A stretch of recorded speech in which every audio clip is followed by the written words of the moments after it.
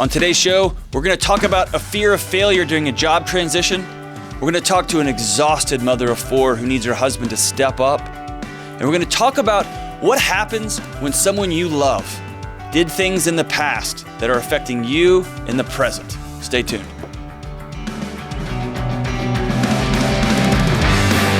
What's up? I'm John, and this is the Dr. John Delony Show, where we take your calls about your life, the things going on in your world, in your hearts, in your minds. We're talking about relationships, your relational IQ, mental health, your physical health, marriage. We might even talk about people who continue to take Zoom meetings from their bed. We just, as a group, need to just say, we're done with that. It's weird. It makes me uncomfortable. And it's hard to make me uncomfortable. I'm just a guy that just doesn't have discomfort. But when I'm in a Zoom meeting and Timmy pops up in the washing machine room, because that's where he's converted an office, I think, good job, man. Washing machine room. That's not even a thing, 1842. The laundry room. And Timmy shows up in the laundry room where he's made a converted office. I think he's awesome. I was like, way to go, dude. That's pretty cool.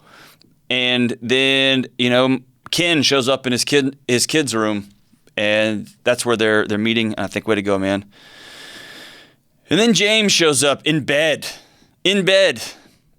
Like, he just pops up on the screen, and he's got pillows around and a weird, ratty graphic tee and a sideways hat. And he's like, hey, guys, ready for the meeting? And I just think, that's just weird.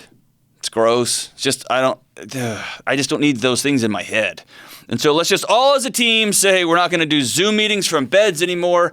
We're not going to do church services from beds. That's happening. Sunday school teachers, don't teach from your bed.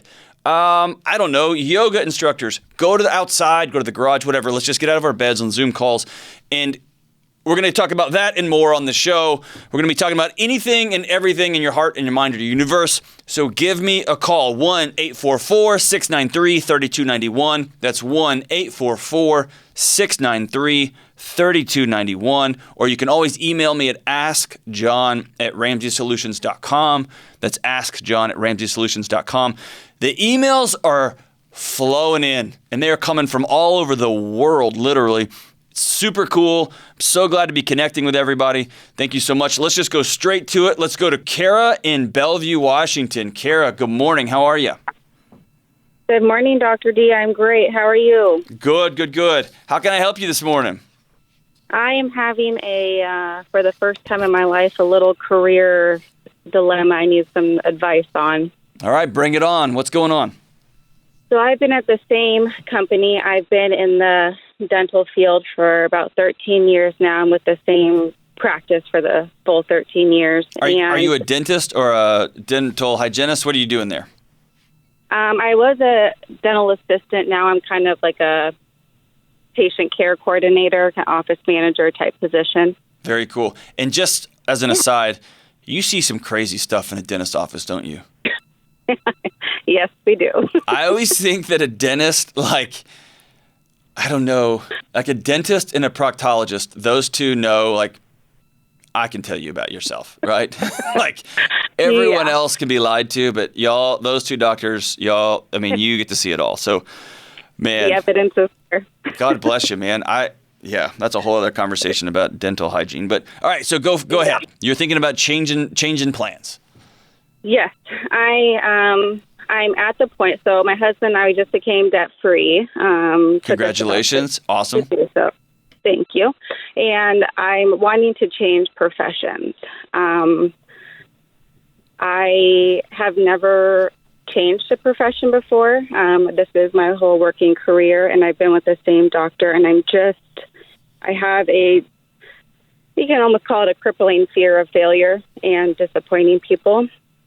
So I just don't really know how to go about the transition without disappointing pretty much everybody involved. When's the last time you super, super failed at something? Like you just rocket diarrhea everywhere in a big box of farts. When's the last time you did that? Honestly, I don't remember. Exactly. When's the last time you were in a situation where you just mass disappointed everyone in your sphere? Probably never. Probably. Yeah. So what is it about this transition that suddenly makes those things that have never happened before, they're not a part of you at all, that they're going to suddenly happen this time? Probably because there's more people involved. You know, I have a husband and a 2-year-old daughter, and, you know, you just kind of feel like people are not wanting you to fail, but you just kind of, because you haven't had such a big failure in life, I feel like I'm doomed for it. I'll say it that way. All right. I'm waiting for life to just hit me right in the head. Yes, the nerd word for that is catastrophizing. Oh, great. It's this sense of, I've had my good run, and life is a mix of good stuff and bad stuff. So I've had a good job. My husband and I love each other. We've worked really hard to accomplish this mega goal, which is to be debt-free. I've got a beautiful 2-year-old who is healthy and fat and fun and mushy and huggy. So any day now, somebody's getting cancer. Any day now, the car wheels are going to fall off while we're driving, and we're going to go head over heels into the whatever, right? That's just this looming sense. And then when you decide to be the one who pulls the trigger, metaphorically, right? You're the one who decides, I'm just going to leave this profession. I'm tired of digging into people's faces. It's grossing me out. Nobody flosses. They all lie to me. And if everyone keeps drinking all these drinks with sugar in them, their teeth are going to fall out of their face. You're just sick of it. And now you're going to build a story that makes you the reason your family falls apart, everybody fails, and everyone's disappointed in you, right?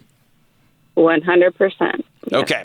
So what I want you to do is 2 things. Number 1, I want you to stay on the line. Kelly Daniels is going to give you my friend Ken Coleman's book, The Proximity Principle. It's not a huge book. It's a short book, but it is just a couple of key steps on what to do when you're thinking of making a major transition, okay? And he's a buddy of mine. He lives in that how to find work that makes your heart full and passionate world. That's his universe. The second thing is I'm just going to tell you what just happened with me. I spent most of my professional career working up to a place where I was going to be a senior leader at a college, at a fancy college. And I accomplished that. And it was all the colleges I worked at were excellent. The people I worked with were awesome at all of those colleges. I learned awesome things, and I finally, quote unquote, made it. I got to where I was going to get. And then one day I gave a speech, and Dave Ramsey's executive vice president sat in that audience. She was dropping her child off, and she said, I'm going to hire that guy. And that started a 18-month courting process, and I quit every single thing I know to come sit in this room right here and talk to some cameras and to talk to people across the country that I'll probably never meet in person. And it was a radical departure. I'm a dude who did not want to be on the internet. I didn't want to be a public. I just had no desire for that. I wanted to just stay at a small little college and take care of my students and their families, and to occasionally work with crisis folks outside. And so I want to tell you this. Is this terrifying to make this move? Yep, I just did it. Is it, could it go catastrophically wrong? For sure. For sure it could. Right, Kara? Could it? So you're doing good so far. Okay, but here's the thing. If I look around my life and find out the last time I catastrophically failed, except for this thing I did at Battle of the Bands the other day, it was dreadful. I totally screwed up this band's performance. I did get up in front of a couple, like 1,000 or 2,000 people and mess up bad. I did do that. But what I'm talking about, like professionally, that I just really just burned the house down, it hasn't happened yet. And it hasn't happened with you either. So I want you to look at your past performance, your past history as a good predictor of what's going to happen next. Okay? What you are dealing with is a natural thing called resistance. It's brilliantly outlined in Stephen Pressfield's book, The War of Art. You should probably grab that book. It's really small. It is remarkable. Stephen Pressfield, The War of Art. But it personifies this resistance, this thing that emerges, this shadowy, ghostly figure that emerges anytime we want to make major life change. We want to make major life change and push forward and do things that are different. And then resistance shows up and blocks us. It blames us. It says, ooh, you're probably going to fail. You should probably just stay stagnant and keep doing what you're doing. And it gives you some good strategies for pushing through it. At the end of the day, Kara, I think you're going to do awesome. I think you should jump. I think you should follow Ken's steps of getting with the right people, making sure you know where you're going. Don't jump too soon before you have another boat in the harbor, right? Or otherwise, you're just going to be treading water for a while. Get a good game plan for where you want to go. But, man, I say go for it. I say absolutely go for it. You've put yourself in a position financially. I want your daughter or your son, your 2-year-old, to grow up in a home where mom is totally fulfilled, where she is joyful, where she laughs loud, where she loves her husband and her kids recklessly, and that every day she goes to work with a sense of purpose, a sense of passion, all of it. That's what I want for your kids. That's what I want for your husband. So, yeah, go for it, Kara. Hey, call me back when you do it. Call me back when you quit and you go to the next thing. Call me back and let me know. All right, let's go to the next call. Let's go to Carrie in Lubbock, Texas. Carrie, how in the world are you? Doing good, Dr. Delony. How are you? I am having a blast today. So, number one, how is my old stomping grounds? Is things going okay in Lubbock, Texas? It's windy and cold. Sounds like business as usual. All right. Yes. So how can I help you this morning? Me and my husband have been married for 20 years. Okay. There's no communication about our finances, and I'm just feeling very lost and don't know what to do. All right. So my guess is if there's no communication about finances, there's no communication about much other than college football. Is that probably fair? Stock show animals. Fair. For those of y'all not from West Texas, we're playing some insider baseball here. When's the last time y'all had a good values-based conversation about where your marriage was going, about kids, about who you guys wanted to be when you grew up? When's the last time y'all had that conversation? Or have you ever? We haven't ever. He won't sit down and talk to me. The other day I asked him, he wanted to do something, and I said, you know what I want to do? I want to sit down and have a real conversation about our finances and what we need to do. We just recently sold our home, and we moved back up here to where he's from in Lubbock. And we have this big dream of building a house and trying to get everything together. And he tells me he's busy. He doesn't have time. And so what is it about having a conversation that scares him?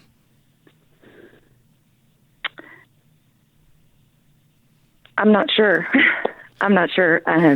So let me ask you a harder question. What is it about having a conversation with you that scares him?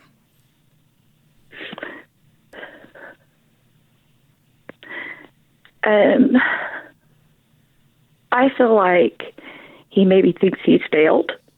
Okay. Out of the 20 years we've been married, he's only worked 8 of those. Okay. I have my own business, and he has helped me. Mm-hmm. But when we first got married, he worked all the time when I was going to college, and we had our first daughter. And then it's like he just quit. He comes to me, and he wants something. And I'll tell him, no, we can't afford that. And he gets upset and mad at me and tells me I just need to work harder. Okay. And then what does he do on the days that you're at work? Do you just sit at home? Yes. Does he always have a scheme, a plan? I'm just waiting on this phone call to come in, or this is going to happen soon. Is it that kind of situation? No. He's recently started working. Okay. And so he has been going to work for the last week. Okay. And he's hoping it becomes something good. I've always been the breadwinner in the family. But like my mother-in-law, who lives right next to us, told my daughter when she came down from college this weekend that I made enough money and that my husband just needed to stay at home and watch the boys. Okay. Is that an arrangement y'all have? That happens all over the country, but usually it's something that people plan together. It doesn't just inorganically happen. Or do you not want to work anymore? Well, I mean, I'm tired. Yeah. I do a lot. I've had my own business for 15 years. Mm-hmm. We have 4 children. I do everything with their education because he was not very good in school. But common sense wise, I mean, he's a good old farm boy and he's really good at outside things. Mm-hmm. But everything else I do. And so it's just starting to wear on me after 15 years of doing that, completely, basically on my own. And I just wish that he would sit down and talk to me about things instead of telling me he's busy or he basically just doesn't want to. Carrie, can I challenge you on something? I think Mm-hmm. you've been tired for a long, long time. I think you've been exhausted for a long, long time. And so what I want to know from you is, why now? Because you would have been exhausted. I've got 2 kids, and I've got a wife who is an absolute gangster rock star, and I'm tired. Yeah. You know what I mean? 4 right. plus a full-time gig, plus a husband who's part child too. You've been tired for a long, long time. What has kept you from having that conversation for 5 years, 10 years? Just the fact that I guess I feel a lot of myself feels ashamed of me because I feel like I have failed. What did you fail, Carrie? Like our love for each other is great, but our relationship is not. What does that even mean? That every morning he tells me he loves me, and I say I love you too, and at night we say I love you, but we have no communication and can't talk to each other about things. Well, yeah, but I could wake up. Me. I could wake up with my wife every morning and say, "Honey, I'm a dragon," and she could say, "I'm a carton of milk," and that wouldn't make either of those things real, right? And so, right. Just going through the motions and repeating the words doesn't mean much of anything. I don't know. I feel like I get mad and angry. Yeah, you should get mad and angry. You should be frustrated. Okay, I do. You should be. And here's what anger is. All anger is a signal pointing you towards something that you care about. Anger is a good thing. Anger lets you know, I really care about this guy, and I need him to go work. I need him to go be a provider for this family, or I need him to be a full-time stay-at-home dad and take some of this relational burden off me, some of the cooking and cleaning and the CEO of the house role from me. I desperately need some help. And some of that's about him needing to grow up. And some of that, quite honestly, is, I'm going to guess, is part of the greater plague on men across the country, which is they don't know what to do anymore. Especially guys who work outside, who have been told working outside is for idiots, for second-rate losers. That work is getting harder and harder to come by as the farms get bought up and as water gets more and more scarce. The whole industry is turning over, and there's a whole swath of guys who don't know what to do next. And then there's equally a swath of women caught right in the middle of that mess. And so my dream and hope for you, Carrie, is that he would be able to come in and sit with you and say, listen, since I was about 6, I've been posturing, I've been playing, and I'm exhausted, and I want to love my wife the right way, and I don't know how. Can we go learn how to do this together? I love how Esther Perel says most adults have 3 or 4 great loves in their life, and if people work really hard and if they're lucky, it's with the same person. And I believe he can come around, but I also believe he's not going to be the one who has that conversation first. Right. And what I want you to do is to go spend some time gathering your thoughts probably with a counselor by this point. 15 years of this is relatively traumatic. It's not relatively. 15 years of this is traumatic. It's exhausting, and it's heartbreaking. But I believe you that you still love this dude, and I believe you that when you tell me he's still worth it. But this is a conversation that you got to have now, because here's why. You got 4 kids you're modeling this for. And they see it. That's right. And more than they see it, Carrie, they feel it. Yep. They actually come to me and they're like, Mom, it's okay. Yeah, and here's the deal. Kids have no business trying to make sure their parents are okay. That's not their job, right? Right. It's not their job. At the end of the day, all you can control is you. And whether that's by modeling what this is going to look like, which is, honey, I'm going to start seeing a counselor now. I would love for you to come with me. There are some awesome counselors and marriage therapists in Lubbock, Texas. I know them personally. That's where I was trained. There are some extraordinary people there in that community that can walk alongside you and that can walk alongside your husband. But it's also about you not waiting till you're exhausted and frustrated and fed up before you go have that conversation. Because the worst thing you can do to a guy that's feeling beaten down, the guy that's feeling like he's failed for 10 years, is to run at him when you're angry. But to have a safe place where y'all can have a good conversation. And here's the other deal, Carrie. The reality is some guys never get it. Some wives never get it either. And I think the hard part for you right now is you recognize that may be you. It may never come together for you. But all of the wishing and the I don't knows and the imaginary conversations you have in your head with him that never happen in real life, the things that you think that he's not doing these things because of, all of those things are poisoning you and weighing you down. And they're starting to leak out on your kids. So can I get a commitment from you that beginning today, you're going to start taking care of yourself, that you'll go through and find someone to talk to today?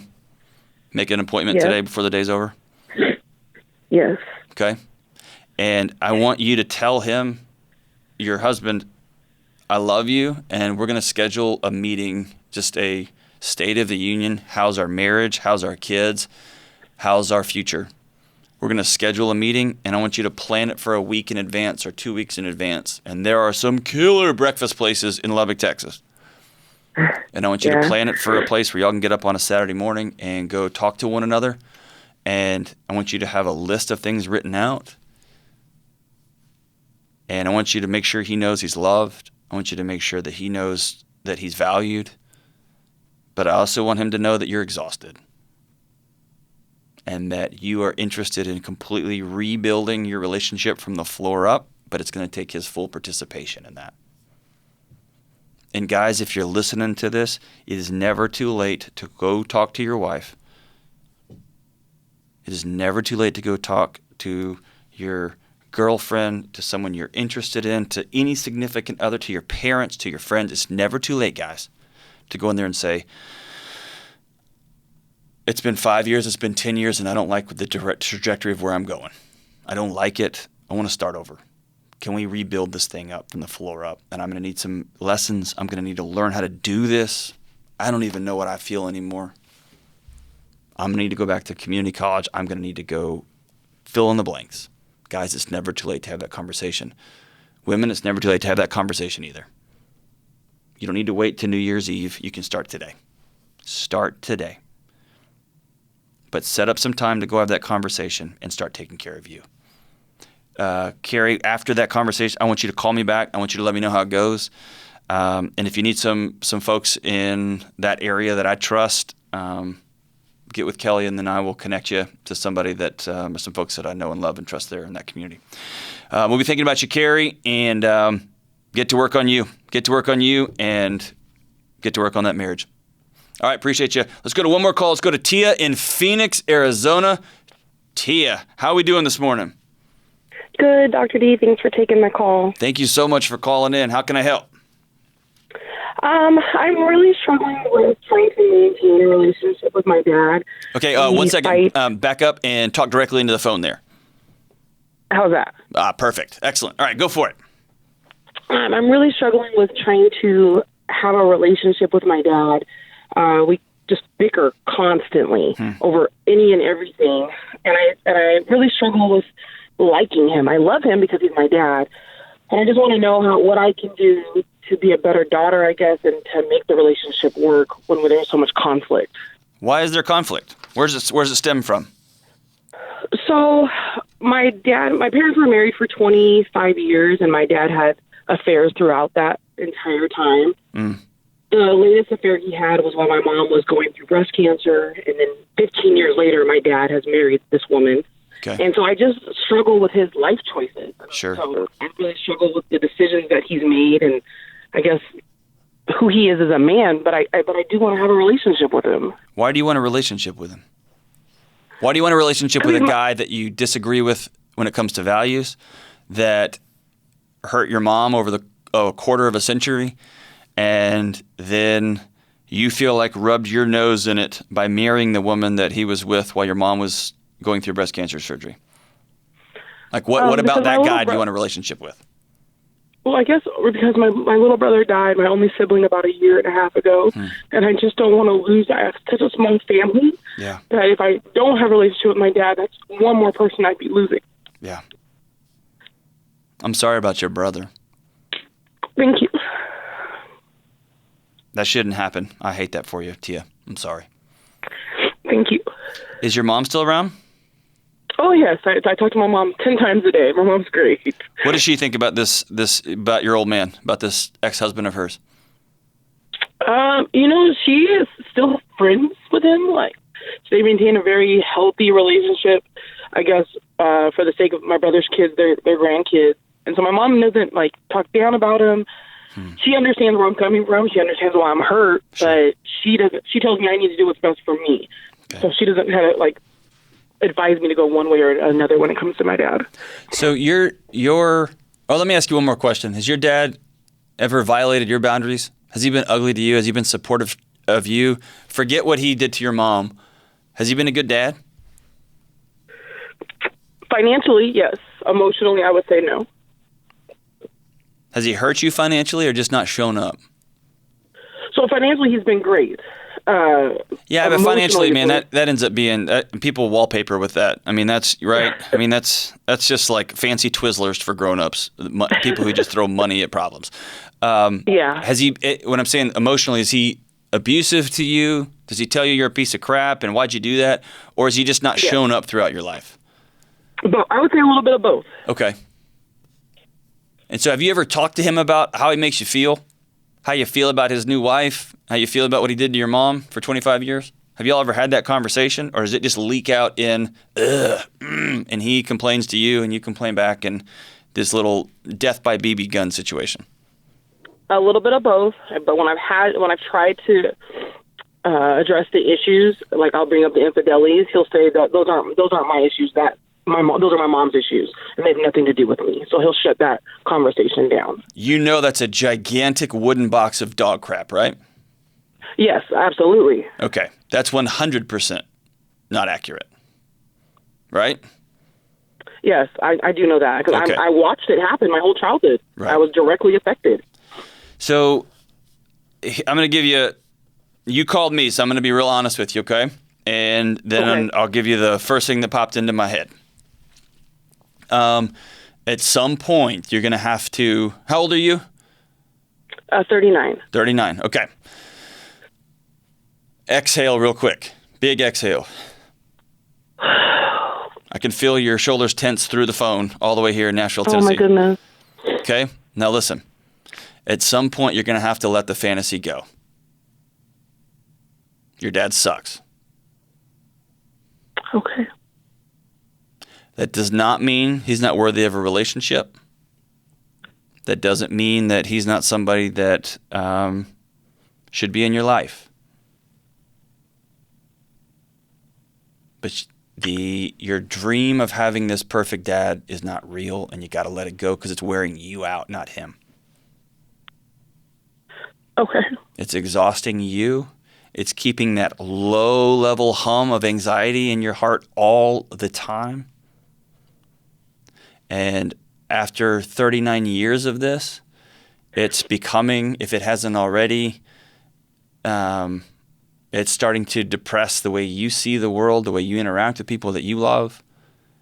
You're constantly having imaginary conversations in your head to him, right? That are never going to happen. Yeah.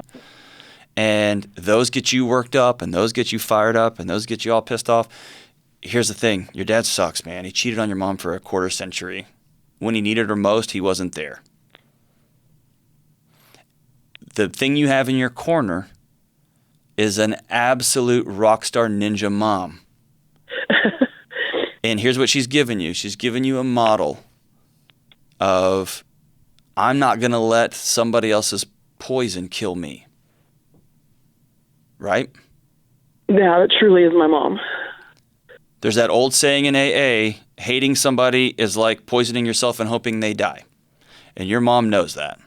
And so I'm going to talk good about that guy that absolutely devastated me for a quarter century. Yeah. That broke up our family. Yeah. Because at the end of the day, your mom's been through enough. She's not going to let him to continue to do that to her. Right? And so the earlier you can, the faster you can get to a place where this is who my dad is. He doesn't tell the truth. He's deceitful. He's not honest. He hurts people around him. That's just who he is. Once you get to that in your heart and you stop asking him to be something that he's never going to be, then you can approach him on his turf. Then you can make honest decisions and assessments about, do you want him around your kids? Do you want him around your relationships? Do you want to be in his life? When and how? And so the one thing that popped into my mind as you were saying this was, at some point, it'll probably do you good to approach him like an adult, and that's not a slight at you. That came out as like I was clowning on you. I'm saying to have two adults, not father-daughter, but two adults sit down and say, Dad, I want to have a relationship with you. Here's my history with you. Here's how I have absorbed this for the last 40 years. But I love you because you're my dad. And I'm interested in moving forward. Here's my boundaries. I need you to be there for me. I need you to be there for your grandkids. I need you to be honest with me. I need you to stop saying the following 4 or 5 hurtful things. I need you to have a mulligan. You can't get a mulligan on that, for crying out loud. I need you for whatever time we've got left to step up. And my hope, honestly, is that he will fall over on the whatever table y'all are eating at, and he will weep and say, I'm sorry, will you forgive me? He's probably not going to. And so I would be prepared to go into that meeting ready to forgive him and look him in the eye and say, Dad, I forgive you. Because I'm not carrying your weight anymore. I'm not. I forgive you. But I'd love you to be in my life under my terms, inside of my boundaries. And if you're willing, I'd love to have you. And then listen, you do have a small family. Your brother unfortunately passed away. I recognize that you don't want to lose somebody else. But recognize that hanging on to somebody else sometimes means you're going to drown. And like the stewardess on the airline says, you got to put on your oxygen mask first or everyone around you goes down. Everyone around you goes down. So Tia, let me know how that conversation goes with him if you decide to have it. But you're going to have to put the fantasy down. Your dad is who he is. And any amount of wishing and begging and yelling and fighting isn't going to change him at this point. Just put it down. Thank you so much for that call, Tia. All right, so as we transition out, it's been a heavy calls today, man. As we transition out, I want to thank everybody for sticking with us and continuing to listen, for continuing to join us on the show. Oh, man. I'm glad we're ending on this song. This is the greatest song ever written. This is a shout out to my boyhood friends, Chris and Ryan and Caleb. A song that we used to listen to when we were little kids. And we'd always dream of whoever she was going to be, whenever she was going to be, wherever she showed up. It was a song written by 5 dudes who are pretty awesome in a band called Skid Row. It was released in November of 1989 as the 3rd single from their debut record. The song is I Remember You, and it goes like this. I woke up to the sound of pouring rain. The wind would whisper and I'd think of you. And all the tears you cried that called my name. And when you needed me, I came through. Oh, my darling, I love you. I remember yesterday walking hand in hand, love letters in the sand. I remember you. Through the sleepless nights, through every endless day, I'd want to hear you say, I remember you. What a song, Pines guys, what a song. This is the Dr. John Delony Show.